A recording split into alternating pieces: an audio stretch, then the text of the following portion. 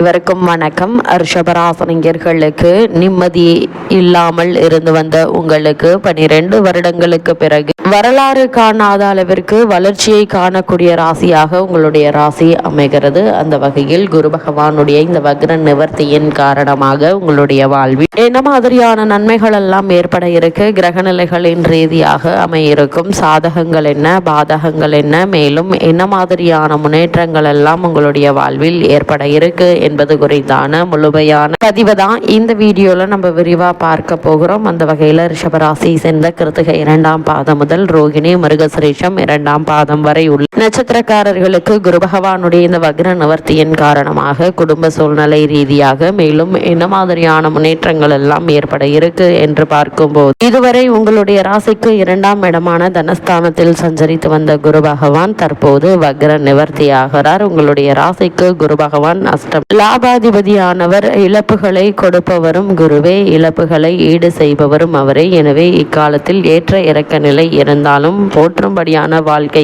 அமையக்கூடிய ஒரு தருணமாக தான் இந்த குரு பகவானுடைய வக்ர நிவர்த்தி உங்களுக்கு அமையிருக்கு. குறிப்பா வெளிநாடு செல்ல வேண்டும் என்ற முயற்சியை மேற்கொண்டு வரும் ரிஷபராசினியர்களுக்கு சிறு முயற்சியிலே நல்ல ஒரு ஆதாயம் கிடைக்க இருக்குதுங்க. குடும்பத்தில் சுபகாரிய பேச்சுக்கள் கைகூடும் என்பதுல எந்த ஒரு சந்தேகமும் இல்லைங்க. அதே போல் மாற்று கருத்துடையோர் மனம் மாறக்கூடிய ஒரு தருணமாகவும் இக்காலகட்டம் அமையிருக்கு. உத்தியோகத்தில் கேட்ட சலுகைகள் நிச்சயம் கிடைக்கும் என்பதுல எந்த ஒரு சந்தேகமும் இல்லைங்க. அதே போல இக்காலகட்டத்தை பொறுத்த வரைக்கும் கிரக நிலைகளை ஆராய்ந்து பார்க்கும் போது இத்தருணங்கள்ல ராசிநாதன் சுக்கிரன் உச்சம் பெற்று சஞ்சரிக்கிறாரு. அவரோடு பாக்கியஸ்தானாதிபதி சனியும் சேர்ந்திருப்பதால் அற்புதமான ஒரு நேரமாக தான் இக்காலகட்டம் அமைய இருக்குதுங்க. தொட்ட காரியங்கள் நிச்சயம் வெற்றி கிடைக்க இருக்கு. நினைக்க இயலாத அளவு தொழில் வளர்ச்சியும் குடும்ப முன்னேற்றமும் கூடுங்க. உத்தியோகத்தில் மேல் அதிகாரிகளின் ஆதரவு திருப்தி தரும் என்பதுல எந்த ஒரு சந்தேகமும் இல்லைங்க. அதே போல் பணி ஓய்விற்கு பிறகும் பணி நீடிப்பு உண்டு. வருமான பற்றாக்குறை அகல இருக்கு. தனஸ்தானத்தில் குரு இருப்பதால் குடும்பத்தில் ஒன்றுக்கும் மேற்பட்டு சம்பாதிக்கும் வாய்ப்பும் உள்ளத்தில் நினைத்ததை உடனடியாக முடிக்கும் சந்தர்ப்பமும் உண்டு என்பதுல எந்த ஒரு சந்தேகமும் இல்லைங்க. அதே போல் இத்தருணங்களை பொறுத்தவரை உங்களுடைய ராசிக்கு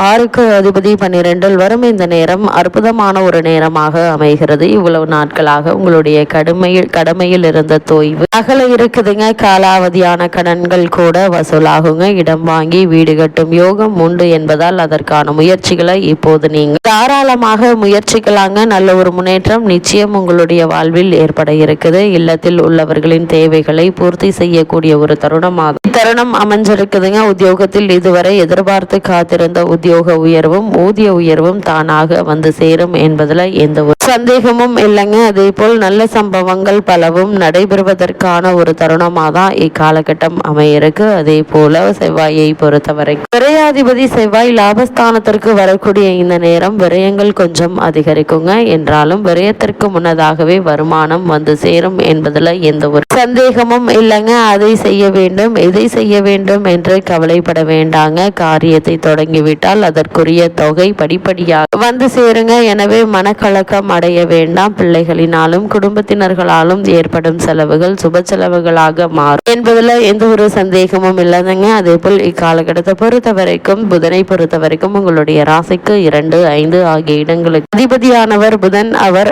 நீச்சம் பெறுவது அவ்வளவு நல்லதல்லங்க. பணத்தட்டுப்பாடு ஏற்பட இருக்கு. பல பணிகள் பாதியிலேயே நிற்கும் சூழல் உருவாக இருக்கு. எதை யோசித்து செய்ய வேண்டிய ஒரு நேரம் என்று தாங்க சொல்ல வேண்டும். எதிர்பார்ப்புகள் அனைத்தும் நிறைவேறுவதில் தடைகள் அதிகரிக்க இருக்கு. பிள்ளைகள் வழியில் செலவு உண்டுங்க. அதே போல் அது கல்விக்காகவோ உத்தியோகத்திற்காகவோ ஏற்படலாங்க. அலுவலகத்துக்கான மின்னணு மற்றும் மின்சாதன பொருட்களை வாங்கி மகிழ்வதற்கான சாத்தியக்கூறுகள் நிறைந்த ஒரு தருணமாக தான் இத்தருணம் அமையிருக்கு. அது மட்டும் இல்லாம இத்தருணங்களை பொறுத்தவரை குரு பகவானுடைய வக்ர நிவர்த்தி நிகழக்கூடிய தருணங்கள்ல சனி மற்றும் செவ்வாயினுடைய சேர்க்கையும் ஏற்படுகிறது. அதாவது மீன ராசியில் சனியும் செவ்வாயும் சேர்ந்து சஞ்சரிக்கிறார்கள். இது அவ்வளவு நல்லதல்லங்க. பொதுவாக பகை கிரகங்கள் சேர்ந்தால் லாபஸ்தானத்தில் இருக்கும் போது எதையும் திட்டமிட்டு செய்ய இயலாது. பிறரை ஏமாறும் சூழல் உண்டுங்க. பொருளாதார பற்றாக்குறை அதிகரிக்கும். தொழில் மாற்ற சிந்தனைகள் உண்டு. உத்தியோகத்தில் சக ஊழியர்களிடம் உங்களுடைய முன்னேற்றத்தை பற்றி சொல்ல வேண்டாங்க. அதே போல் குல தெய்வ வழிபாடும் இஷ்ட தெய்வ வழிபாடும் உங்களுக்கு நிச்சயம் கை கொடுக்கும் என்பதுல எந்த ஒரு சந்தேகமும் இல்லைங்க. அது மட்டும் இல்லாம இத்தருணங்களை பொறுத்த வரைக்கும் உங்களுடைய ராசிக்கு தனஸ்தானத்தில் குரு பகவான் வக்ரகதியில் வலம் வரும் இத்தருணத்தில் லாபஸ்தானத்தில் சுக்கிரன் சனி இணைந்து சஞ்சரிக்கிறார். தேவையான அளவிற்கு வருமானம் இருப்பதால் இக்காலகட்டம் முழுவதுமே பண பிரச்சனை என்பது ஏற்படுவதற்கான வாய்ப்புகள் இல்லை. கணவன் மனைவியிடையே ஒற்று நிலவுங்க. சுப செலவுகள் அதிகரிக்க இருக்கு. திருமண வயதில் பெண் அல்லது பிள்ளைகள் இருந்தாங்க அப்படின்னா நல்ல ஒரு வரன் அமையும் என்பதில் எந்த ஒரு சந்தேகமும் இல்லைங்க. வெளியூர் பயணங்கள் நன்மையில் முடிய இருக்கு. தற்போது நடைபெற்று வரும் தசாபுக்திகள் சுபபலம் பெற்றிருக்கும் பட்சத்தில் சொந்த வீடு அமையும் யோகம் உள்ளத கிரக நிலைகள் எடுத்து காட்டுது. அதே போல் பணி நிமித்தமாக வெளிநாடு அல்லது வெளியூர்